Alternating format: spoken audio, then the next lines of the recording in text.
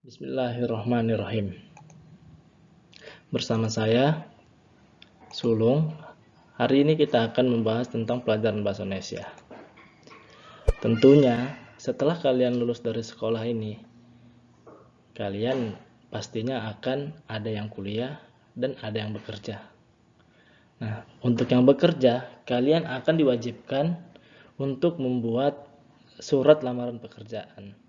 Maka dari itu kita hari ini akan belajar tentang surat lamaran pekerjaan.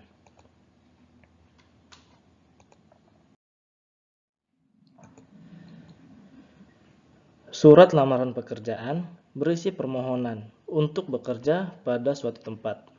Untuk dapat mendalami surat lamaran pekerjaan, kamu harus banyak membaca dan belajar menyusun surat lamaran pekerjaan. Selain itu, kamu harus juga memperhatikan isi, sistematika, kebahasaan yang terdapat pada surat lamaran pekerjaan. Setelah hal tersebut terpahami dengan baik, maka akan mudah untuk menyusun surat lamaran pekerjaan.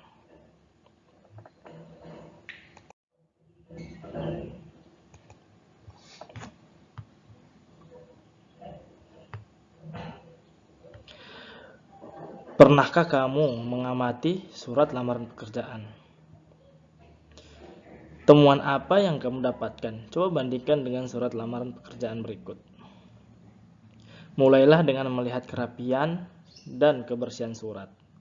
Jika ditulis dengan tangan, apakah tulisan ditata dengan baik, tanpa ada huruf yang salah? Jika digunakan komputer, apakah format tulisan dan cetak hasilnya baik dan jelas? Berdasarkan contoh tersebut, segi kerapian dan kebersihan belumlah mencukupi. Tata letak komponen surat belum diperhatikan dengan baik. Begitupun dengan mekanisme penulisan tanda baca, susunan baris, dan kebenaran tanda baca. Hal terpenting lainnya yang harus diperhatikan dalam sebuah surat lamaran adalah bahasa yang digunakan. Pertama-tama, surat tersebut menggunakan bahasa yang formal. Ya, surat lamaran memang bukan surat pribadi yang diperuntukkan bagi teman atau saudara. Surat lamaran termasuk surat pribadi untuk lembaga resmi. Jadi wajar jika surat lamaran harus formal, seperti contoh tersebut, bukan menggunakan bahasa yang gaul. Coba cermati surat lamaran dalam contoh berikut.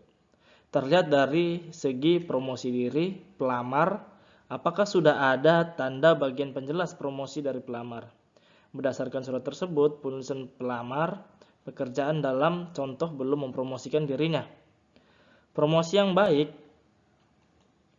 tercermin pula pada bahasa impresif.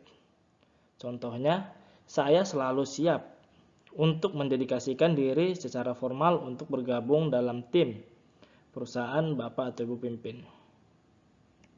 Nah, dilihat dari bagiannya, surat lamaran terdiri dari bagian surat dan riwayat hidup. Kedua bagian ini cukup ditampilkan dalam satu halaman untuk surat dan antara 3-4 halaman untuk riwayat hidup. Artinya tampilan isi riwayat hidup hanya sebagai pengalaman yang penting masuk dalam pendidikan formal dan non formal. Bagian surat diawali dengan tesis.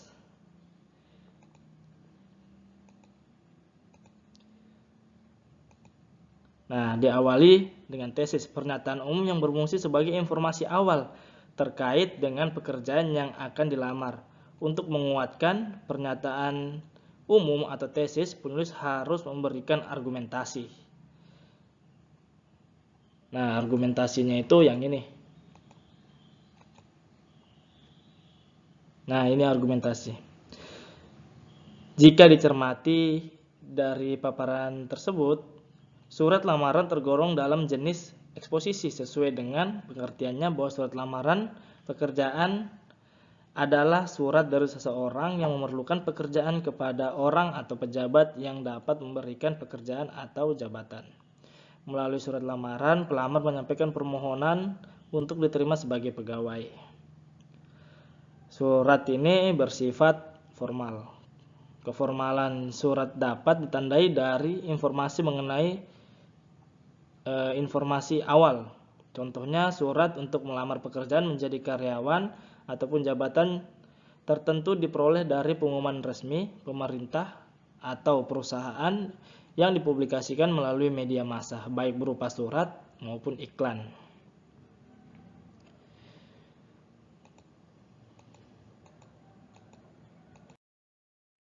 Ya, ini aja dari saya. Mungkin pelajaran singkat yang kita pelajari hari ini. Sekian, assalamualaikum warahmatullahi wabarakatuh.